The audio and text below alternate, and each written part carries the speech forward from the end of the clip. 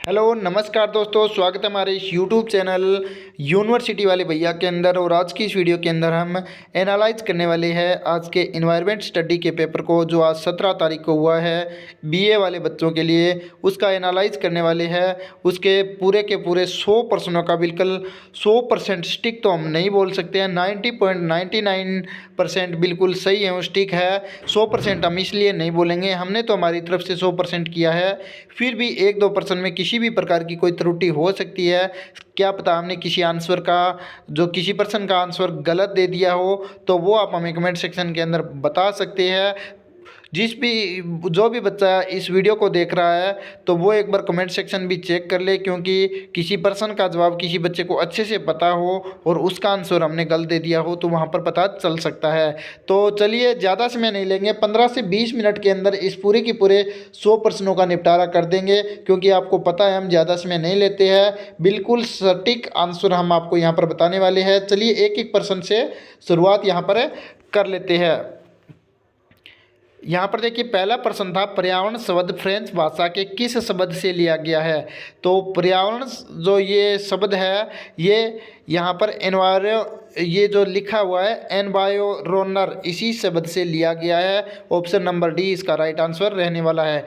दूसरा प्रश्न अपना है, 1977 में पर्यावरण शिक्षा पर अंतर सरकारी सम्मेलन कहाँ पर आयोजित किया गया। यह हमारे हिसाब से किया गया है ट्बिलिसी यूएसए के अंदर किया गया है। और कुछ आंसर की मैंने देखी थी, उसके अंदर न्यूयॉर्क यूएसए भी बता रहे हैं, और इसी के साथ रामसर ईरान भी बता रहे हैं। लेकिन हमारे हिसाब से जो है वो ऑप्शन नंबर ए इसका राइट आंसर रहने वाला है। इसके बाद इडेफिक का संबंध किससे है। तो इडेफिक का संबंध मृदा से है, यानी कि मिट्टी से इसका संबंध है। इसके बाद WHO का अर्थ विश्व स्वास्थ्य संगठन, इसका राइट आंसर रहने वाला है। इसके बाद नेक्स्ट प्रश्न देखिए, ज़्यादा समय नहीं लेंगे, आपको बोल दिया है 15 से 20 मिनट के अंदर सभी प्रश्नों का निपटारा कर देंगे। अगर इसकी PDF आपको चाहिए तो PDF विद आंसर आपको यहाँ पर जो हमारा टेलीग्राम ग्रुप है उसके अंदर मिल जाएगी। टेलीग्राम ग्रुप का लिंक वीडियो के डिस्क्रिप्शन में आपको देखने को मिल जाएगा। देखो, पेड़ों को पृथ्वी का क्या कहा जाता है। पेड़ों को पृथ्वी का फेफड़े कहा जाता है। ऑप्शन नंबर डी इसका राइट आंसर रहेगा।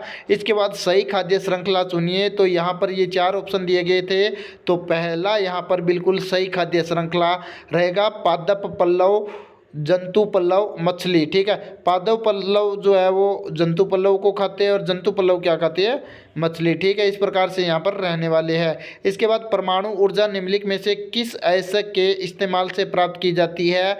तो यह यूरेनियम के ऐसक से प्राप्त की जाती है। इसके बाद नेक्स्ट प्रश्न है, बायोगैस उत्पादक मुख्यतः किस सिद्धांत पर आधारित है। अवयवीय क्षरण के आधार पर आधारित है। ऑप्शन नंबर ए इसका राइट आंसर रहेगा। इसके बाद नेक्स्ट प्रश्न है, पर्यावरण संरक्षण पर सम्मेलन के लिए 2004 में नोबेल शांति पुरस्कार किसे प्रदान किया गया। तो ये वंगारी मथारी जो है, ऑप्शन नंबर डी इसका राइट आंसर रहेगा। इसके बाद किस पारिस्थितिकी तंत्र में विभिन्न जीवों के बीच भोजन संबंधी निर्मित जटिल अंतःक्रियाओं का नेटवर्क है। तो इसका आंसर कुछ यहाँ पर खाद्य श्रृंखला बता रही है, लेकिन मेरे हिसाब से जो है वो इसका राइट आंसर खाद्य जाल रहने वाला है। ठीक है, अगर आपको लगता है कि खाद्य श्रृंखला इसका आंसर है तो आप कमेंट सेक्शन के अंदर बता सकते हैं। इसके बाद नेक्स्ट प्रश्न देखिए, पिरामिड का हमेशा सीधा होता है। ऊर्जा के जो पिरामिड होते हैं वो हमेशा सीधे होते हैं, ध्यान रखिएगा। ठीक है, इसके बाद नेक्स्ट प्रश्न है, निम्नलिखित में से कौन सा पारिस्थितिकी तंत्र में गैसीय जैविकीय रासायनिक चक्कर नहीं है। तो फास्फोर चक्कर जो है वो इसका राइट आंसर रहने वाला है। कुछ यहाँ पर जो आंसर की चल रही थी उसके अंदर सल्फर चक्कर भी बताया जा रहा है, लेकिन जहाँ तक हमने सर्च किया है फास्फोरस चक्कर इसका राइट आंसर है। ठीक है, इसके बाद नेक्स्ट प्रश्न देखिए, कार्बन चक्कर के दौरान निम्नलिखित में से कौन सा कार्बन यौगिक विषमपोषी द्वारा ऊर्जा स्रोत के रूप में उपयोग किया जाता है। तो इसका जो राइट आंसर रहने वाला है वो है कार्बन डाइऑक्साइड। ठीक है, इसके बाद नेक्स्ट प्रश्न देखिए, किसी पारिस्थितिकी तंत्र के विभिन्न पोषी क्षेत्रों में ऊर्जा के स्थानांतरण को क्या कहा जाता है। तो ये कहा जाता है यहाँ पर बायो एनर्जेटिक्स। ठीक है, इसके बाद नेक्स्ट प्रश्न यहाँ पर देखिए, खालिस्तान एक विभिन्न आबादी का एक समूह है जो निश्चित क्षेत्र में एक साथ रहते हैं। जो समुदाय है वो एक विभिन्न आबादी का एक समूह है जो एक निश्चित क्षेत्र के साथ रहती है। ठीक है, इसके बाद नेक्स्ट प्रश्न देखिए, पारिस्थितिकी अनुक्रमण में अंतिम स्थिर समुदाय कौन सा है? तो ये क्लाइमेक्स इसका राइट आंसर रहने वाला है। कुछ यहाँ पर इसका आंसर मांसाहारी बता रहे थे, जो कि बिल्कुल गलत है। हमारे हिसाब से बिल्कुल राइट आंसर क्लाइमेक्स रहने वाला है। इसके बाद प्रकृति के स्वच्छक किसे माना जाता है? तो प्रकृति के जो स्वच्छक उन्हें ही माना जाता है, जो मतलब जैसे कोई भी किसी भी प्रकार का कोई भी जीव है वो ऑटोमेटिक, अगर मतलब जैसे अभी वो जीवित है उसके बाद वो मर जाता है, या फिर जैसे कुछ खाने की चीज़ें हैं जिसे हम जैसे खा लेते हैं, उसके बाद में वो क्या हो जाती है, उसके छिलके वगैरह है जो ऑटोमेटिक मिट्टी में मिल जाते हैं, उनको क्या कहा जाता है? पर्यावरण के स्वच्छक कहा जाता है। वो पर्यावरण को नुकसान नहीं पहुंचाते हैं, धीरे धीरे पर्यावरण के अंदर ही मिल जाते हैं, तो उसको क्या बोला जाता है? ऐसी चीज़ों को अपघटक बोला जाता है। ठीक है, इसके बाद नेक्स्ट प्रश्न देखिए, इस जीवों में प्रजातियों की सबसे अधिक विविधता है? कौन से जीवों में है? उष्णकटिबंधीय वर्षा वन के अंदर रहने वाली है। ठीक है, इसके बाद देखिए, मानवीय क्रियाकलापों द्वारा परिवर्तित पर्यावरण को क्या कहते हैं? तो इसका जो राइट आंसर है वो यहाँ पर थोड़ा सा डाउटफुल है, क्योंकि इसका मैंने चेक नहीं किया। अगर आपको पता है तो यहाँ पर बताइएगा। यहाँ पर जिस स्टूडेंट्स को मैंने ये कार्य दिया था आंसर बना के, तो उन्होंने मानव जनित पर्यावरण बोला है, तो ये मेरे ख्याल से सही है या फिर नहीं है। अभी मैं लाइव वीडियो चला रहा हूँ तो इस वजह से इसको दोबारा एनालाइज भी नहीं कर पा रही है। इसका आंसर मैं कमेंट कर दूंगा, कमेंट के पिन में इस जो क्वेश्चन नंबर 19 है उसका राइट आंसर आपको बता दूंगा। इसके बाद पृथ्वी शिखर सम्मेलन पर्यावरण व विकास पर सम्मेलन रियो डी जनेरो में किस वर्ष आयोजित हुआ? तो 1992 के अंदर यह आयोजित किया गया। इसके बाद अजैविक पर्यावरण में शामिल नहीं है, पादप जो है वो क्या है? अजैविक पर्यावरण में शामिल नहीं है। 15 से 20 मिनट लूँगा, अगर वीडियो पसंद आ रही है तो लाइक कर दीजिए। ठीक है, ये वीडियो हमारे टेलीग्राम ग्रुप के अंदर भी देखने को आपको मिल जाएगी। पारिस्थितिकी शब्द एक किसके द्वारा प्रस्तुत किया गया? तो हेक्कल के द्वारा जो है पारिस्थितिकी शब्द है वो प्रस्तुत किया गया। जल संरक्षण प्रयासों के लिए मैग्सेसे से पुरस्कार प्राप्त करता है ये राजेंद्र सिंह है। इसके बाद चिपको आंदोलन के प्रमुख नेतृत्वकर्ता सुंदरलाल बहुगुणा। ठीक है, इसके बाद निम्नलिखित में से कौन सा पारिभाषिक शब्द नाइट्रोजन स्थिरीकरण जीवाणु तथा क्लोवर, जिनकी जड़ों में ये जीवाणु रहते हैं, के बीच में अंतर संबंध का सबसे अच्छा वर्णन करता है? सहजीविता इसका राइट आंसर रहने वाला है। इसके बाद पृथ्वी दिवस कब मनाया जाता है? 22 अप्रैल। इसके बाद सीएनजी का पूरा नाम संपीड़ित प्राकृतिक गैस। और इसके बाद नई प्रजातियों का विकास क्या कहलाता है? तो ये जो कहलाता है प्रजातिकरण, इसका राइट आंसर है। इसके बाद कोर प्रभाव एक पारिस्थितिकी तंत्र के लिए विशिष्ट आवास की मात्रा को कम करता है। क्या करता है? विशिष्ट आवास की मात्रा को कम करता है, ज़्यादा नहीं करता है। ध्यान रखिएगा, जो कोर प्रभाव है वो एक पारिस्थितिकी तंत्र के लिए विशिष्ट आवास की मात्रा को कम करता है, हमेशा बढ़ाता नहीं है। ठीक है, इसके बाद देखिए, समुदाय के भीतर क्या पाई जाती है? समुदाय के भीतर की अगर बात करें तो अल्फा विविधता इसके मतलब पाई जाती है। बीटा विविधता, गामा विविधता, सिग्मा विविधता ये नहीं पाई जाती है। और यहाँ पर मैंने 4 से 5 आंसर की भी देखी थी जो सोशल मीडिया के ऊपर चल रही है। किसी में बीटा बताया जा रहा है, किसी में गामा विविधता और किसी में सिग्मा विविधता, लेकिन जहाँ तक है मैंने एनालाइज किया है, मेरे हिसाब से अल्फा विविधता इसका राइट आंसर रहने वाला है, क्योंकि चारों के अर्थ मैंने अच्छे से देखे हैं। उसके हिसाब से अगर देखा जाए तो अल्फा विविधता इसका राइट आंसर है। ठीक है, इसके बाद कपास के कणों से फेफड़े में फाइब्रोफ्लोसिस उत्पन्न होता है, जिसे बायोसिनोसिस बोला जाता है। ठीक है, इसके बाद कीटनाशकों को क्या कहा जाता है? बायोसाइड कहा जाता है। सुपरसाइड बिल्कुल नहीं बोला जाता है, ध्यान रखिएगा, बायोसाइड इसे कहा जाता है। इसके बाद भोपाल गैस त्रासदी, तो इसका जो राइट आंसर है सितंबर 1984। ठीक है, 2 सितंबर 1984 इसका राइट आंसर है। जो भोपाल गैस त्रासदी है ये कौन सी गैस के कारण हुई थी? इसका राइट आंसर आपको कमेंट सेक्शन के अंदर बताना है। अगले जो बच्चे हैं जैसे बीएससी वाले या जिसका भी एग्ज़ाम होना है उसके पेपर में भोपाल गैस त्रासदी से जुड़ा दूसरा प्रश्न यही आने वाला है कि भोपाल गैस त्रासदी किस गैस की वजह से हुई थी या किसके कारण हुई थी, तो उस गैस का नाम आपको बताना है। ठीक है, इसके बाद नेक्स्ट प्रश्न देखिए, शोर का स्तर डेसिबल से ऊपर होने पर शारीरिक सहजता कारक होता है। 120 डेसिबल से ऊपर होने पर शारीरिक सहजता का कारक होता है। ठीक है, ज़्यादा समय नहीं लेंगे, जैसा कि मैंने आपको बताया 20 से 25 मिनट के अंदर इसको सल्टा देंगे पूरे पेपर को। परमाणु ऊर्जा संयंत्र को आमतौर पर ईंधन दिया जाता है यूरेनियम 235, इसका राइट आंसर है। इसके बाद पृथ्वी का अपनी धुरी पर घूमते समय धीमी गति से डगमगाना क्या कहलाता है? यह परिशुद्धता कहलाता है। इसके बाद MAB कार्यक्रम का अर्थ मनुष्य और जैवमंडल, इसका राइट आंसर है। इसके बाद नेक्स्ट प्रश्न, चूना किस प्रकार की मिट्टी में मिलाया जाता है? अम्लीय मिट्टी में चूना मिलाया जाता है। इसके बाद इन सीटू संरक्षण के अंतर्गत शामिल नहीं है जो है जूलॉजिकल गार्डन इन सीटू संरक्षण के अंतर्गत शामिल नहीं है। जल्दी जल्दी प्रश्न करवा रहा हूं क्योंकि ज़्यादा समय मैंने आपको नहीं लेना है आपका। ठीक है, अगर आपको ज़्यादा जल्दी लग रहा है तो थोड़ी सी वीडियो को स्लो मोशन कर लीजिएगा। निम्नलिखित में से किसका सर्वाधिक तापमान मान है? औद्योगिक अपशिष्ट का तापमान सर्वाधिक है। इसके बाद निम्नलिखित में से जलाशयों में ऊष्मीय प्रदूषण का प्रमुख स्रोत कौन सा है? हमारे हिसाब से इसका भी right answer thermal power plant है। डाउटफुल ये क्वेश्चन है लेकिन हमारे हिसाब से इसका जो राइट आंसर है थर्मल पावर प्लांट ही रहने वाला है। इसके बाद नेक्स्ट प्रश्न है, भार के अनुसार वायुमंडलीय गैसों का सबसे बड़ा भाग नाइट्रोजन है। जिस पर्सन के अंदर मुझे डाउट लगेगा उसका मैं आपको बता दूंगा। अगर वह पर्सन बिल्कुल सही है तो आपको कमेंट करना है सर यह क्वेश्चन बिल्कुल आपका सही है। अगर वह गलत होगा तो अगर आपको अच्छे से पता है तो वह भी करवा दीजिएगा। इसके बाद जल रोकथाम एवं नियंत्रण अधिनियम किस वर्ष लागू किया गया?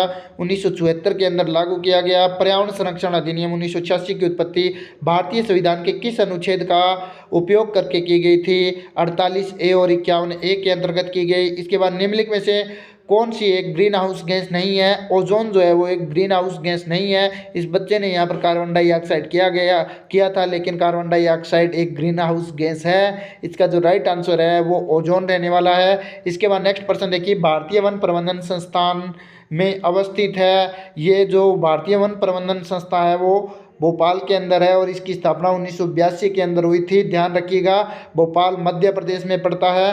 राज्य भी पूछा जा सकता है, भारतीय वन संरक्षण वन प्रबंधन संस्थान भोपाल किस राज्य में स्थित है? तो यह मध्य प्रदेश में स्थित है। 1982 में इसकी जो है वो स्थापना की गई थी। इसके बाद नेक्स्ट प्रश्न देखिए, भारत में बाघों का राज्य किसे कहा जाता है? बाघों का राज्य भी मध्य प्रदेश को कहा जाता है। इसके बाद जल क्या है? जल एक द्विध्रुवीय अणु है। ठीक है, इसके बाद नेक्स्ट प्रश्न देखिए, कौन सी नदी तिब्बती पठार से निकलती है और अरब सागर में मिलती है? सिंधु नदी है वो तिब्बती पठार से निकलकर अरब सागर में गिरती है। इसके बाद नेक्स्ट प्रश्न देखिए, भारत में अधिकांश भूजल निकासी का उपयोग किसके लिए किया जाता है? अधिकांश जो भूजल का उपयोग है, भूमि के जल का उपयोग सिंचाई हेतु किया जाता है। पीने के पानी का जो उपयोग है वो राजस्थान के निचले हिस्सों के अंदर किया जाता है।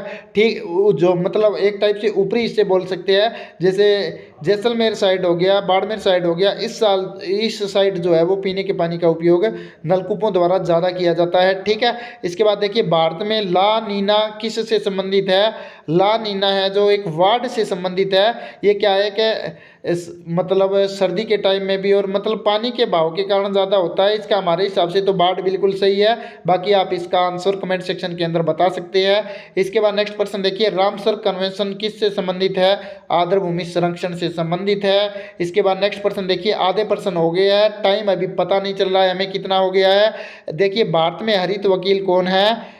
MC मेहता हरित वकील है। इसके बाद नेक्स्ट प्रश्न देखिए, वन महोत्सव भारत में मनाए जाने वाला एक वार्षिक वृक्षारोपण उत्सव है। इसे कब मनाया जाता है? 1 जुलाई को वन महोत्सव मनाया जाता है। इसके बाद मिथेमोग्लोबिनियम ब्लू बेबी सिंड्रोम किस के कारण होता है? नाइट्रेट के कारण होता है। जीका वायरस निम्नलिखित में से किस रोग से संबंधित है? जीका वायरस जो है वो डेंगू रोग से संबंधित है, येलो फीवर से संबंधित है और जापानी एन्सेफेलाइटिस से संबंधित है।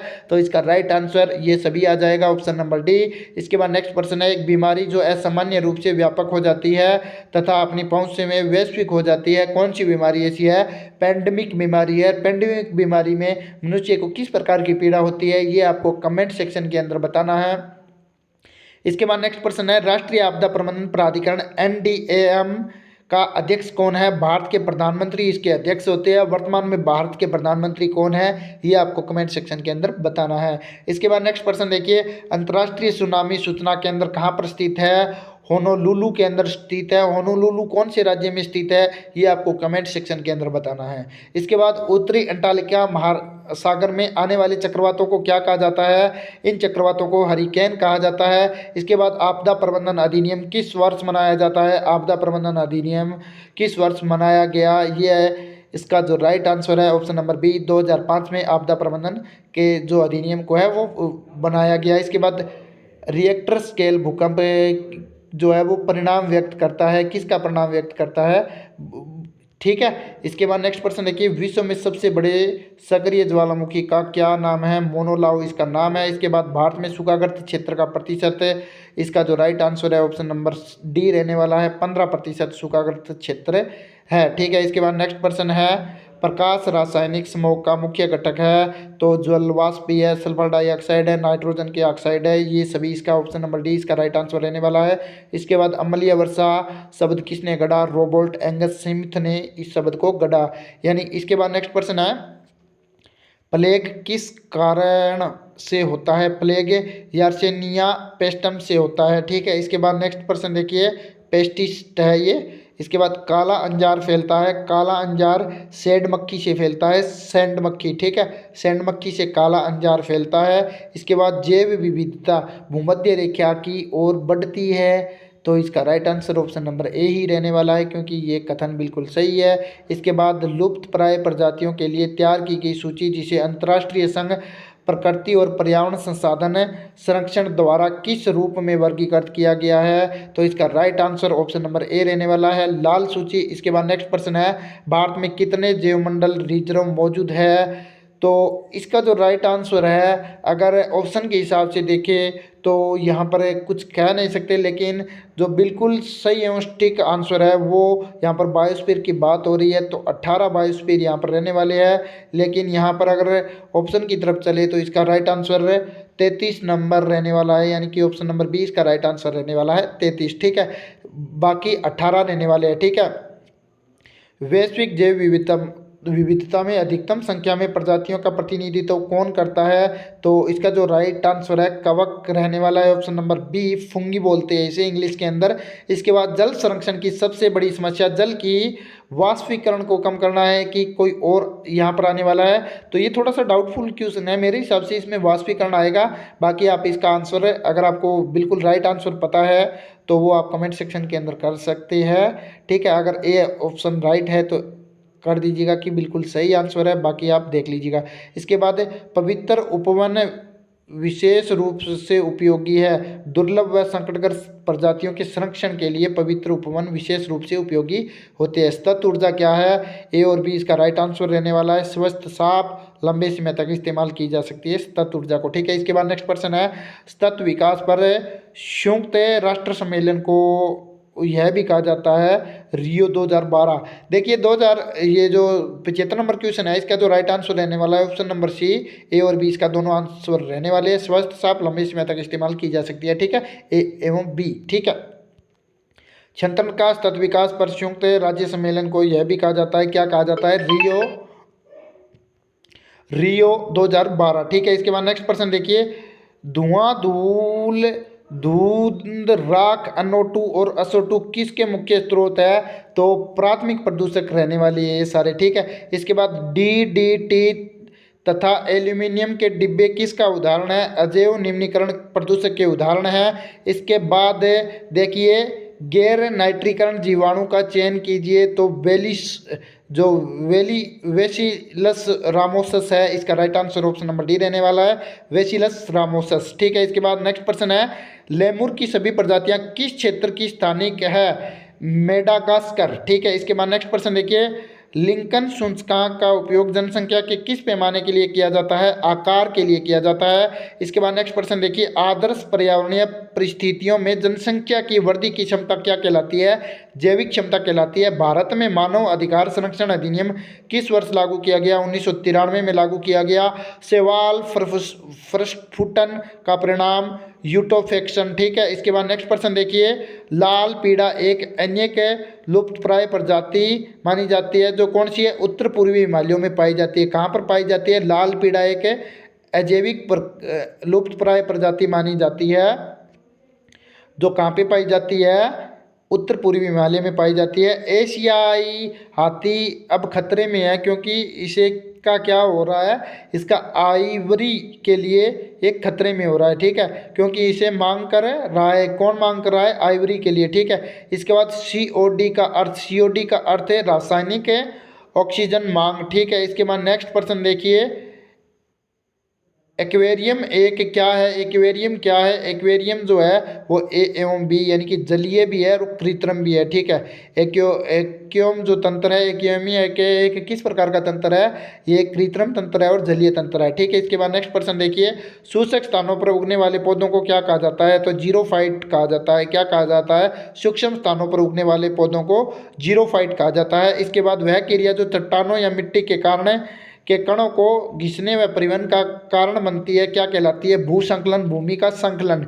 ठीक है, इसके बाद पश्चिमी घाटों में अवस्थित है बायोस्फीयर रिजर्व, तो नीलगिरी इसका राइट आंसर रहने वाला है। इसके बाद नेक्स्ट प्रश्न देखिए, मानव में गैर नवीनीकरण कीटनाशकों में से किसकी घटना है? जैव आवर्धन की घटना है। इसके बाद नर्मदा बचाओ आंदोलन नेतृत्व में कौन थी? मेघा पाटकर थी। इसके नेतृत्व में नर्मदा बचाओ आंदोलन की नेतृत्वकर्ता कौन थी? मेघा पाटकर। ध्वनि प्रदूषण का मुख्य स्रोत क्या है? तो इसके जो मुख्य स्रोत है बी और सी, शहरीकरण और औद्योगिकरण। ठीक है, इसके बाद नेक्स्ट प्रश्न है, एक नवीन तकनीक जिसका उपयोग वनस्पति अध्ययन के लिए किया जा रहा है, रिमोट सेंसिंग। ठीक है, इसके बाद नेक्स्ट प्रश्न है, वह क्षेत्र जहाँ दो पारिस्थितिकी तंत्र एकजुट होते हैं क्या कहलाते हैं? इकोटोन कहलाते हैं। इसके बाद कौन सी चट्टान को विलयन प्रक्रिया द्वारा अपघटित किया जा सकता है? चूना पत्थर इसका राइट आंसर रहने वाला है। इसके बाद में अपना 98 नंबर का प्रश्न जो है वो कौन सा वायुमंडलीय प्रदूषण पैदा नहीं करेगा? हाइड्रोजन जो है वो वायुमंडलीय प्रदूषण नहीं कर पाएगा। इसके बाद ऊर्जा वायुमंडल में किस रूप में वापस लौटती है? ऊष्मा के रूप में ऊर्जा वायुमंडल के अंदर वापस लौट जाती है। और अपनी क्लास का अंतिम जो प्रश्न है, कौन सा मिट्टी की उर्वरता बढ़ाता है? फसल चक्रण जो है वो मिट्टी की उर्वरता को बढ़ाता है। फसल चक्रण का मतलब हो गया, जैसे अभी गेहूं का टाइम है तो हम गेहूं बोएंगे और अगले साल गेहूं की बजाय उसमें सरसों बोएंगे। इसी प्रकार जैसे कपास का टाइम है तो उस टाइम एक साल में एक बार कपास बोएंगे और अगले साल उसमें कपास की जगह दूसरी फसल बोएंगे, कपास की जगह दूसरी फसल जो भी होती है उसको बोना पड़ेगा, तभी फसल का चक्रण होगा। चक्रण का मतलब हर साल उसी फसल को नहीं बोया जाना चाहिए, दूसरी फसल को बोया जाना चाहिए। जैसे आप कपास की जगह या नरमे की जगह जो है आप ग्वार बो सकते हैं या फिर बाजरा बो सकते हैं। ठीक है, तो ये सभी प्रश्न अब मैंने करवा दिए हैं। किसी भी प्रश्न में आपको कोई डाउट हो तो आप कमेंट सेक्शन के अंदर पूछ सकते हैं। आगे की तैयारी के लिए ये प्रश्न बहुत महत्वपूर्ण रहने वाले हैं। इस वीडियो के माध्यम से इतना ही। जैसा कि मैंने आपको बताया था ठीक उतना ही टाइम मैंने आपको लिया है, 23 मिनट के अंदर सभी प्रश्न कंप्लीट करवा दिए हैं। जय बालाजी महाराज। इस वीडियो को ज़्यादा से ज़्यादा शेयर जरूर कर दीजिएगा। धन्यवाद।